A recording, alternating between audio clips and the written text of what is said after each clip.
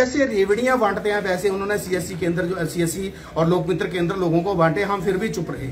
उसके बाद आज डिपो होल्डर हमारे दुश्मन नहीं है, हमारे मित्र है, हमारे भाई है। आज बोल रही है सरकार के डिपो होल्डर जो है उनके लिए भी लोक मित्र केंद्र अलॉट करने हैं। अरे भैया आपने डिपो होल्डर के लिए कर देने हैं तो हम नमस्कार, मैं हूं शालिका ठाकुर और आप देख रहे हैं लाइव टाइम्स टीवी। आप लोगों के लिए खास महत्वपूर्ण जानकारी लेकर आए हैं। लोक मित्र केंद्र का नाम आपने सुना होगा, जहां से बहुत से लोगों के काम होते हैं। ऑनलाइन आपने कुछ करवाना है तो लोक मित्र केंद्र की जो है वो आप दरवाजा खटखटाते हैं जाकर और तमाम सुविधाओं के बारे में जानते भी हैं और अपना काम करवाते भी हैं।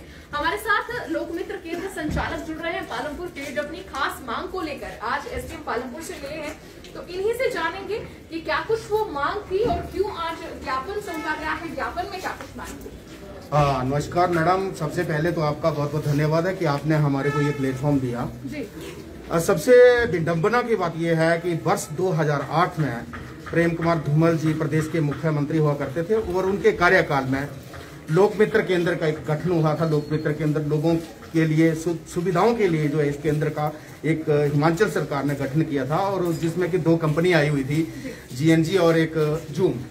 तो उनके माध्यम से लोगों को जो हमारे उस समय के जो युवा हुआ करते थे, आप वो 50 के पड़ाव तक पहुंच चुके हैं, उनके लिए ये स्कीम दी थी और 15-15 हजार रुपये उस हमारे से लिया गया था सबसे कि हमें ये सुविधा देनी है।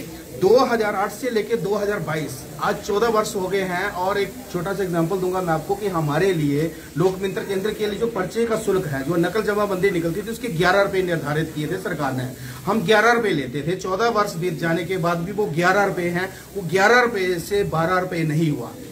आज तक सरकारें आई, चाहे कांग्रेस पार्टी की सरकार है, चाहे भारतीय जनता पार्टी की सरकार है, किसी ने भी जो अगर डिजिटल इंडिया का स्तंभ कहा जाए तो वो डिजिटल इंडिया के स्तंभ हम लोग हैं, मगर हमारे लिए आज दिन तक सरकार ने कोई पॉलिसी नहीं बनाई है। हर किसी के लिए कुछ ना कुछ पॉलिसी बनती है। हमने कहा है कि एक अभी सीएससी का मुद्दा लेके चलते हैं तो सीएससी जो है एक प्राइवेट एजेंसी है और जिसको कि दिल्ली से इसको ऑर्गेनाइज किया जाता है और सीएससी आईडी के द्वारा लोगों को आइडिया दी जाती है कि आप काम कीजिए।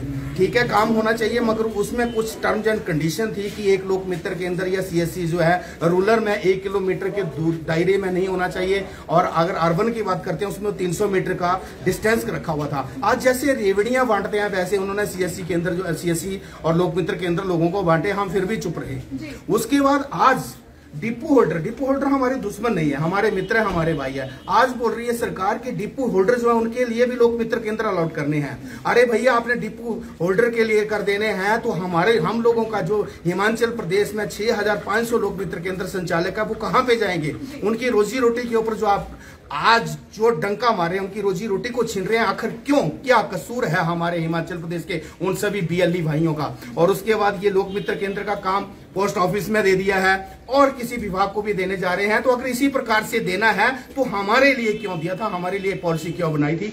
एक टोक में बोल देते कि आपके लिए कुछ भी नहीं है, हम फिर कर लेते। मगर इस प्रकार से अगर हर किसी को देने से तो ये लगता है कि हमारी जो आपस की हमारे डिपो होल्डर के साथ जो हमारी मित्रता है उसके ऊपर भी एक प्रहार हो रहा है, हम आपस में दुश्मन बनेंगे।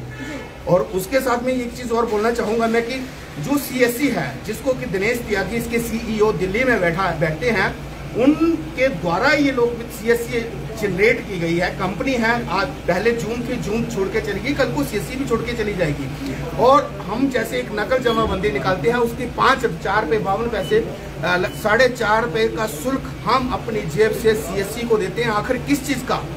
बिजली का बिल हमारा, टेलीफोन का बिल हमारा, प्रिंटर हमारा, दुकान हमारी, इंफ्रास्ट्रक्चर सारा हमारा है। उसके अलावा हम सीएससी को प्रति पेज जो है किस चीज का पैसा दे रहे हैं? आखिर हमारे को क्यों लूटा जा रहा है? किस चीज के लिए? ये कौन सी डेमोक्रेसी है कि जिसके लिए कंपनियों का गठन किया जाता है और धीरे धीरे हिमाचल के या पूरे हिंदुस्तान के लोगों को लूटा जा रहा है? आखिर क्यों?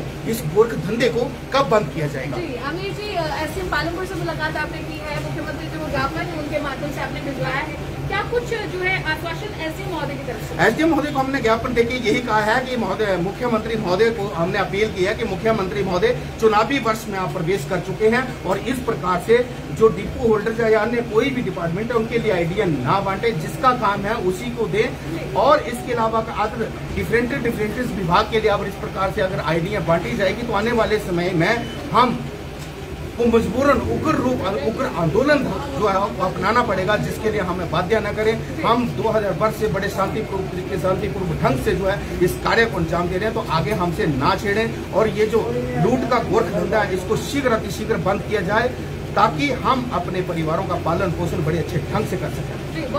रुको, वीडियो को स्किप नहीं करना है, वीडियो को अंत तक देखना है। इस वीडियो में जो बात बोला है वो कितना % सच्चाई है, मैं तो बोलता हूँ कि टोटली ये सच है। और ये मुद्दा सिर्फ हिमाचल प्रदेश के लिए नहीं होना चाहिए, ये मुद्दा पूरे भारत के लिए होना चाहिए, क्योंकि अब तो CSC घर घर खोला जा रहा है। इसमें CSC को कोई दिक्कत नहीं, जितना भी CSC सेंटर खोले उससे कोई मतलब नहीं है। लेकिन यहाँ पे मतलब होता है VLE को, जो पहले से काम कर रहे हैं या जो पैसा अपना इन्वेस्ट किए हैं वो अपना पैसा कहाँ से निकाले। और इस वीडियो में भी यही बताया है कि घर घर CSC क्यों खोला जा रहा है। अगर आप लोग भी जानना चाहते हैं कि किनको किनको CSC ID दिया जा रहा है, तो आप लोग को register.csc.gov.in की वेबसाइट पे चले आना है और यहाँ पे एक ऑप्शन मिलेगा अप्लाई का, तो आपको अप्लाई वाले ऑप्शन पे क्लिक कर लेना है। अप्लाई वाले ऑप्शन पे क्लिक करेंगे तो एक न्यू रजिस्ट्रेशन का एक ऑप्शन आएगा, आपको उस पर क्लिक कर लेना है। न्यू रजिस्ट्रेशन पे क्लिक करेंगे तो यहाँ पे आपको एप्लीकेशन टाइप सेलेक्ट करना होगा। तो एप्लीकेशन टाइप में भी आप देख पाएंगे कि कितने को CSC दिया जा रहा है। तो ऊपर में जो है CSC VLE है, दूसरा है सेल्फ हेल्प ग्रुप है, FPO है, FPS है, ई-श्रम है, RDD है, RDD का है रूरल डेवलपमेंट डिपार्टमेंट है, SHG है, बैंकिंग है, CSC एम्प्लॉई है। और इसमें सभी जो यहाँ पे ऐड नहीं हुआ है, जैसे कि यहाँ पे BC सखी बनाया जा रहा है, तो इन सभी को CSC ID दिया जा रहा है। और कल की डेट में आप देखेंगे तो हमारे जो CSC के MD दिनेश त्यागी सर, उन्होंने एक ट्वीट किया है कि राशन की दुकानों में खुलेंगे कॉमन सर्विस सेंटर, डीलर बनेंगे VLE। और ये सिर्फ झारखंड और बिहार की बात नहीं है, पूरे भारत देश की बात है। तो इस मैटर में मैं अभी कुछ नहीं बोलना चाहता हूँ। मैं चाहता हूँ कि ये जो वीडियो है ये अधिक से अधिक शेयर करें, और इसके ऊपर मैं और एक वीडियो बनाना चाहता हूँ, लेकिन उसमें से आप लोगों को सपोर्ट चाहिए।